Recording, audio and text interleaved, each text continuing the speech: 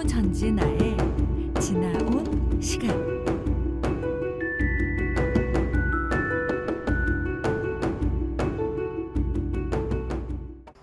안녕하세요. 지나온 시간의 성우 전진아입니다. 오늘은 마포구 창천동으로 왔는데요. 광흥창역 혹시 아시나요? 광흥창역에서 조금만 걸어 올라오시면 보시는 아파트 도심 속에 사당이 있습니다. 바로 공민왕의 사당입니다. 오늘 지나온 시간의 8번째 이야기는 공민왕에 대해서 알아보겠습니다. 같이 가보실까요?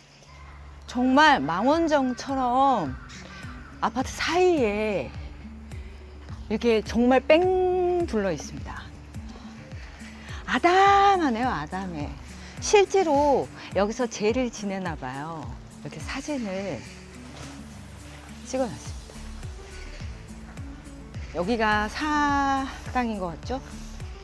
근데 들어갈 수는 없는 것 같아요. 서울 창천동 공민왕 사당. 조선시대 초 이곳 창천동 일대에 관원의 녹봉으로 사용할 양곡을 보관하는 창고인 광흥창이 있었다. 광흥창을 지을 때 고려 공민왕이 꿈에 나타나 여기는 나의 정기가 서린 곳이니 사당을 짓고 봉제하라. 그리하면 번창하리라 하여 공민왕을 기리는 사당을 지었다고 한다. 이 건물이요, 한국 전쟁 직후에 새로 건축한 거예요. 근데 문은 잠겨 있죠. 사당 옆에 오른쪽에 있는 건 관련된 공민왕과 관련된 건축물은 아니고 사람들이 뭐 공부하러 오는 때로 신축 건물인 것 같습니다. 근데 도심 속에 이렇게 예쁜 정자를 지어놓고 사람들이 편하게 드나들 수 있게 만들어서 너무 좋은 것 같아요. 진짜 주위 아파트가 빽빽하게 있는데 얘 하나만 시간을 뛰어넘은 듯한. 여기가 사당인데요, 문이 다 잠겨 있어요. 제사 지낼 때만 공개를 하나 봐요. 그래서 너무 아쉬운데요. 저기는 가볼 수가 없고 저기에 뭐 신주도 모셔져 있고 그림도 있을 텐데 그거는 볼 수가 없네요. 그러면 여기 앉아서 이제 공민왕에 대해서 얘기를 좀 해볼까요? 공민왕의 얘기를 하자면 참 안타까운 왕인 것 같아요. 공민왕이 그 여몽전쟁으로 인해서 우리가 고려가 나라를 빼앗기잖아요. 그래서 거의 100년 동안 원의 지배하에 이렇게 묶여 있었죠. 그때 당시에 조선이 건국되기 직전의 마지막 왕, 그 이후에 뭐 우왕도 있고 창왕도 있고 공양왕도 있었는데 조선이 건국될 때 공민왕의 그 뒤를 이은 그 명분으로 조선이 건국이 됐잖아요. 일단 뭐 우왕이나 그 밑에 왕들의 정통성이 끊겼다고 보기 때문에 어쨌건 그 이후에 왕은 있었습니다. 그때 고려 27대 왕이 충수광이었거든요. 충수광의 두 번째 아들로 태어나요. 그래서 원간섭기에 공민왕이 이제 볼모로 원에 끌려가서 10년 동안 숙위 생활을 해요. 숙위 캐식이라고 하는 건데, 캐식이 그 왕의 친위부대 같은 거였거든요. 그래서 친위부대라고 해서 그 볼모로 잡은 지역의 왕의 자손이나 고위관직의 자손들을 이렇게 모아놓고 교육을 시키기도 하고 본인들의 문화를 가르치기도 하고, 그래서 자기 사람들을 만드는 거죠. 그래서 그 숙위 생활을 하는데 그때 당시에 원의 상황이 굉장히 힘든 상황이었어요. 밀란도 많이 일어나고 반란도 많이 일어나고 홍원족도 침입해 들어오고 일본도 자꾸 침입해 들어오고 밑에서는 명이 이제 세력을 키우고 있었고, 그래서 그 시기가 굉장히 정치적으로도 아주 힘든 엉망진창인 상황이었을 때 기왕후가 정권을 잡고 그리고 그거를 다 옆에서 목격했던 공민왕이 얘네 세력으로부터 자주 독립을 꿈꿀 수 있을 것 같은데 라는 마음을 계속 품고 있었던 것 같아요. 결국에는 자기 형인 충혜양이 왕에서 쫓겨나고 그리고 나서 이제 그 자식들이 왕을 이어받는데 공민왕이 고려에 돌아올 수 있는 방법은 왕이 돼서 돌아올 수 있는 방법 말고는 없었거든요. 그래서 공민왕이 고민을 하다가 원의 공주인 노국공주를 만나서 결혼을 해서 부마 자격으로 거기서 인정을 받은 다음에 이제 드디어 10년 만에 고려에 도착합니다. 왕이 됐으니까 이제 정치를 해야 되잖아요. 근데 문제는 뭐였냐면 그때 당시에 고려라는 나라는 거의 속국이었죠. 그러니까 왕이 원에 의해서 쉽게 교체되기도 하고 귀양을 가기도 하고, 그러니까 약간 왕이라기보다 관리 같은 느낌. 그리고 실질적으로 힘은 권문세족이 다 가지고 있었던 대표적인 인물이 이제 뭐 많이 들으셨던 기철이라던가 그런 인물들이죠. 그러니까 그들이 당연히 왕을 무시했겠죠. 뭐 신하라는 얘기도 안 했대요. 거의 이렇게 행궁을 가면 바로 옆에서 얘기하면서 막 가고 그랬다고 해요. 그 정도로 왕이 힘이 없었죠. 공민왕이 왕이 되자마자 한 행동이 뭐였냐면 그 고려의 복식을 바꾸기 시작해요. 고려 왕 옷을 입기 시작하고 머리를 변발을 풀기 시작하고, 그래서 고려의 복식을 바꿨다고 하죠. 도착하자마자. 그러니까 당연히 대신들은 반발을 했겠죠. 그렇지만 강하게 밀어붙여요. 일단 그거부터 시작합니다. 고려에 지지 세력이 없었어요. 그러니까 뭔 일을 하려고 해도, 개혁을 하려고 해도 공민왕을 받쳐줄 만한 세력이 하나도 없었던 거예요. 그래서 우리가 알고 있는 성균관의 유생들을 키우기 위해서 부활시키기도 하고, 그리고 나서 공민왕이 조금 있다가 누가 등장하냐면 이자춘이 있었어요. 조선을 공국하는 이성계의 아버지가 거기 쌍성 총관부의 관리로 있었거든요. 근데 이제 나라가 엉망진창인 걸 쌍성 총관부에 있던 이자춘도 보고 있었던 거예요. 원 조금 있으면 망하겠는데? 다시 고려로 들어가야겠는데? 라고 생각한 거죠. 그래서 이성계를 데리고 고려로 들어옵니다. 그래서 왕을 만나러 와요. 이 공민왕을 만나서 지금 원이 금방 싸움에서 져서 곧 망할 것 같습니다. 원나라의 관리였거든요, 이자춘이. 그래서 귀화를 요청을 합니다, 공민왕한테. 그리고 공민왕은 그걸 받아들여요. 공민왕이 이제 나를 잡아요. 이 기철 일당을 제거하려고 나를 잡습니다. 그 기철 일당의 사람들한테 잔치를 베풀어 주겠다고 하고 궁으로 불러들여요. 그리고 나서 궁에 오자마자 대문을 닫고 연회에서 때려 죽였다는, 거기 있는 기철 일당을 다 제거를 합니다. 그리고 나서 이제 정권을 잡기 시작해요. 아무튼 이제 세력이 구축이 됐겠죠. 신진사대부들은 계속 키우고 있고, 큰 애들을 쳤으니까 다른 애들은 그렇게 큰 힘을 가지고 있지 않았거든요. 그냥 친원 세력이었어요. 기철 세력을 없앴으니까 이제 개혁 정치를 계속 단행을 해야 되잖아요. 그러고 있는데 위에서 홍건적이 쳐들어오기 시작해요.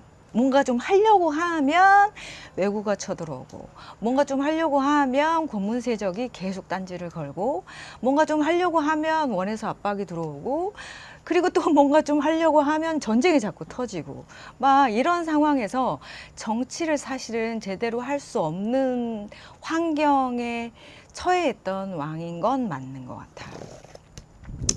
그래서 공민왕이 처음에 홍건적이 몰려왔을 때는 수가 그렇게 많지 않았다고 해요.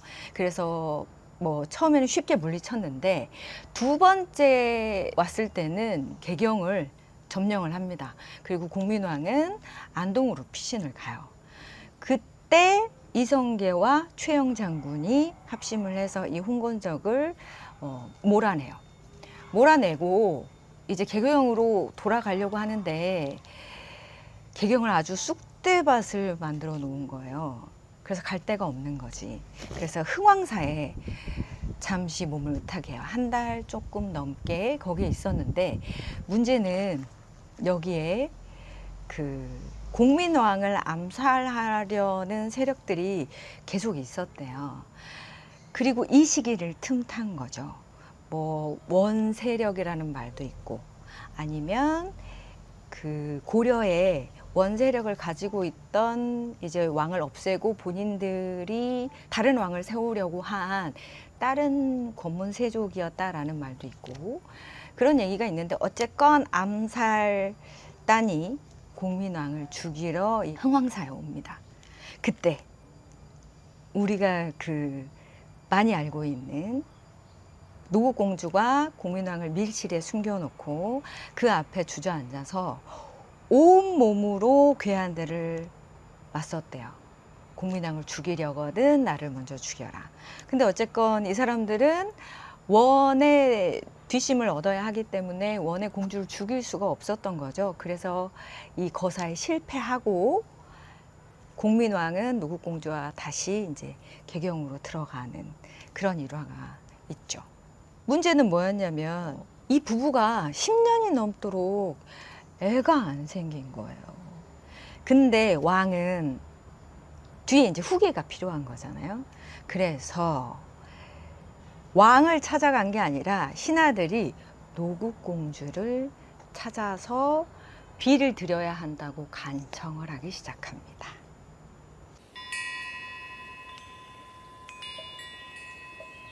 그래서 결국 후비를 드립니다. 몇 명의 후비를 드려요. 그랬는데도 이 황비들 사이에서 아이가 생기지 않아요. 공민왕이 노국공주를 너무 사랑했나 봐요. 그래서 후비들을 챙기지 못했던 거죠.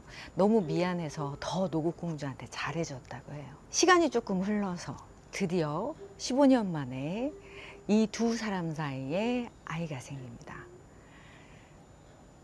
그래서 아이 낳고 행복하게 잘 살았으면 얼마나 좋았을까요? 그러면 우리의 고려사는 조금 더 오래 가지 않았을까? 뭔가 다른 나라가 되지 않았을까? 이 노국공주가 애를 낳다가 난산으로 죽습니다. 아이도 함께 죽어요. 그래서 그때부터 공민왕이 굉장한 충격을 받아서 정신적으로 아프기 시작합니다. 그래서 기이한 행동들을 하기 시작해요. 그래서 조금 있다가 우리가 알고 있는 그 유명한 신돈이라는 중이 등용이 돼서 공민왕 대신에 나라를 좀 더 운영하기도 하고 그런 일들이 있죠. 원에 가서 숙이라는 캐식이라는 왕의 친위 부대에 공민왕이 있었잖아요.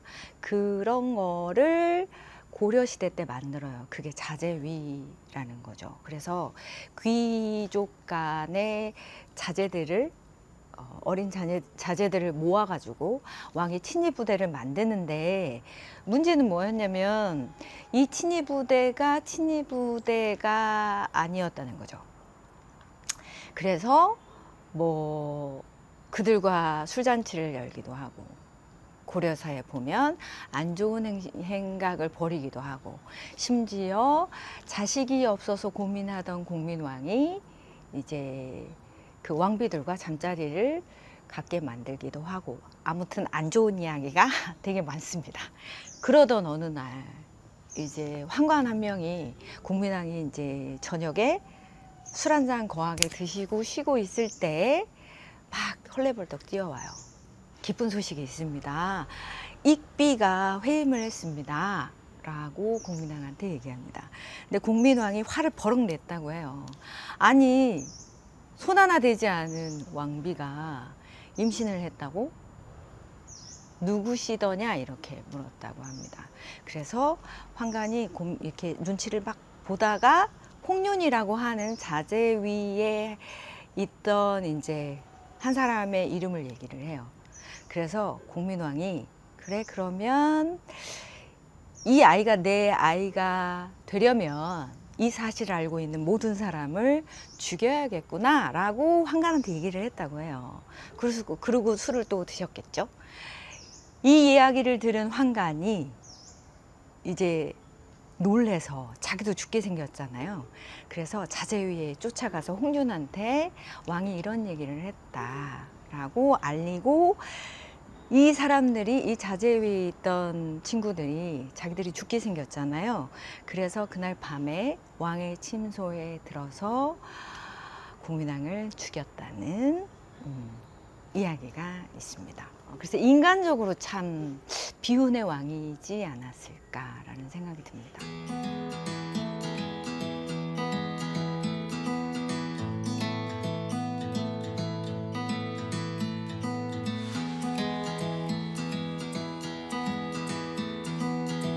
그래서 고려사를 보면, 그러니까 무슨 역사서를 보면 그 시대에 쓰여진 게 아니고 대부분 그 다음 세대가 역사를 쓰잖아요. 자료를 수집해가지고 역사를 쓰는데, 그런 얘기가 있어요. 역사학자들이 하는 말들은 그런 무슨 고려사, 뭐 조선시대사 이렇게 써 있는 기록들을 절반만 믿으면 된다라고 하더라고요.